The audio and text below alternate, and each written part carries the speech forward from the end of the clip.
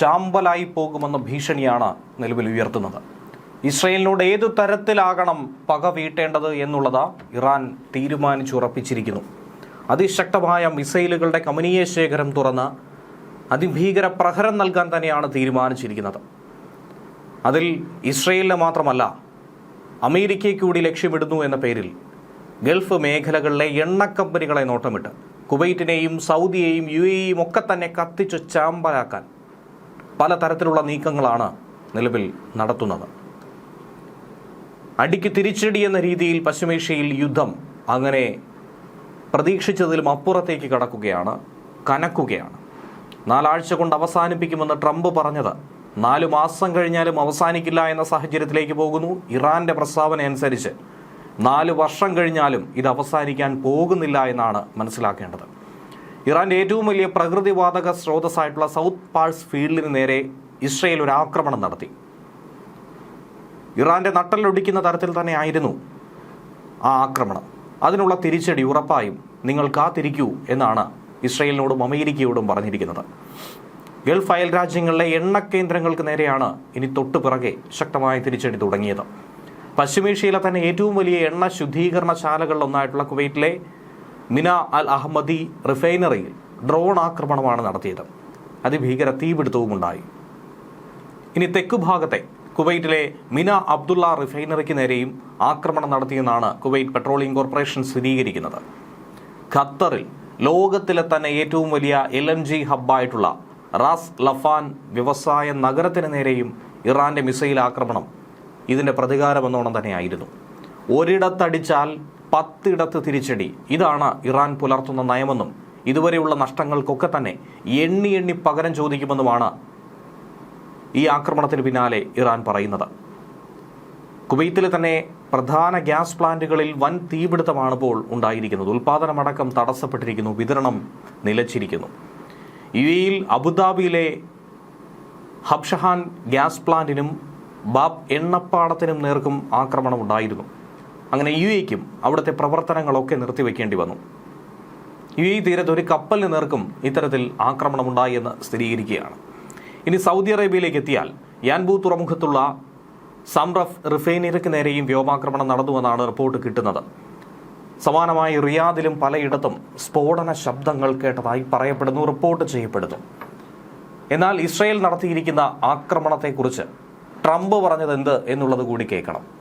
South parse വാതക പാടത്തിന് നേർക്ക് Israel ഒരു ആക്രമണം നടത്തിയതിനെക്കുറിച്ച് തനിക്ക് അറിവില്ലെന്നാണ്, അമേരിക്കയെ അറിയിച്ചിട്ടില്ലെന്നാണ് ട്രംപ് ട്രൂത്ത് സോഷ്യലിലൂടെ അവകാശപ്പെടുന്നത്.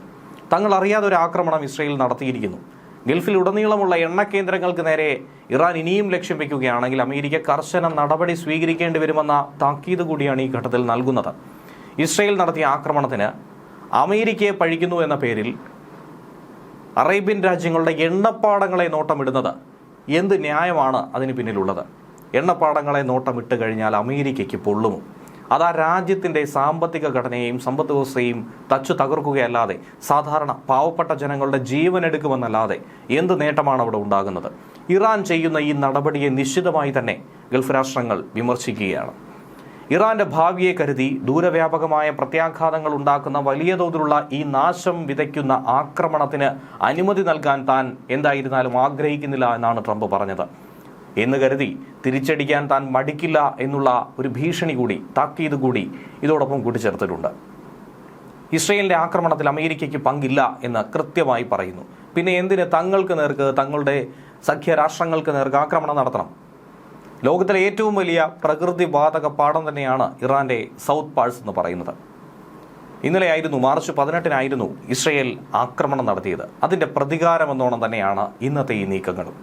ഇറാന്റെ മൊത്തം വാതക ഉൽപ്പാദനത്തിന്റെ 70% ഇവിടെ നിന്ന് ലഭിക്കുന്നത്. അതുകൊണ്ട് തന്നെയാണ് ഇറാൻ ഇത്രയധികം പൊള്ളിയത്.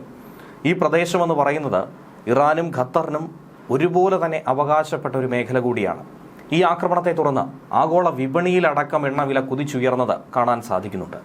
ബ്രന്റ് ക്രൂഡ് ഓയിൽ വില ബാരലിന് $115 കടന്നിരിക്കുന്നു. ഹോർമുസ് കടലിടുക്കിലൂടെയുള്ള കപ്പൽ ഗതാഗതമേറെ ദുഷ്കരമായിരിക്കുന്നു. ആഗോള ഊർജ്ജ വിതരണത്തെ തന്നെ അത് സാരമായി ബാധിച്ചിരിക്കുന്നു. തങ്ങളുടെ ഭൂപ്രദേശം ഉപയോഗിച്ചുകൊണ്ട് ആക്രമണം നടത്താൻ അമേരിക്കൻ സൈന്യത്തിന് ഗൾഫ് രാജ്യങ്ങൾ അനുമതി നൽകുന്നുണ്ടെന്ന് ആരോപിക്കുന്ന ഇറാൻ ഇതിന് മറുപടിയായി മിസൈലുകൾ ഉപയോഗിച്ചുകൊണ്ട് ശക്തമായി തിരിച്ചടിയും കൊടുത്തു. യുഎഇയിൽ ബ്രിട്ടീഷ് ഓസ്ട്രേലിയൻ സൈനികർ തങ്ങുന്ന ഒരു വ്യോമത്താവളത്തിലാണ് ഒരു മിസൈൽ വന്ന് വീണത്. അതോടൊപ്പം സൗദി അറേബ്യയുടെ തലസ്ഥാനമായിട്ടുള്ള റിയാദിലും മറ്റ് മിസൈലുകൾ വന്ന് വീണതായിട്ടുള്ള റിപ്പോർട്ട് പുറത്തു വരുന്നുണ്ട്. അതിനിടെയാണ് അബുദാബിയിലെ ഫ്രീപോർട്ടിന് നേർക്ക് 40 നോട്ടിക്കൽ മൈൽ വടക്ക് പടിഞ്ഞാറ് ഭാഗത്തായി ഒരു വാണിജ്യ കപ്പലിൽ സ്ഫോടനം നടന്നതായി UK ആസ്ഥാനമായിട്ടുള്ള മെരിടൈം സെക്യൂരിറ്റി കമ്പനിയായിട്ടുള്ള ആംബ്രെ വ്യക്തമാക്കുന്നത്.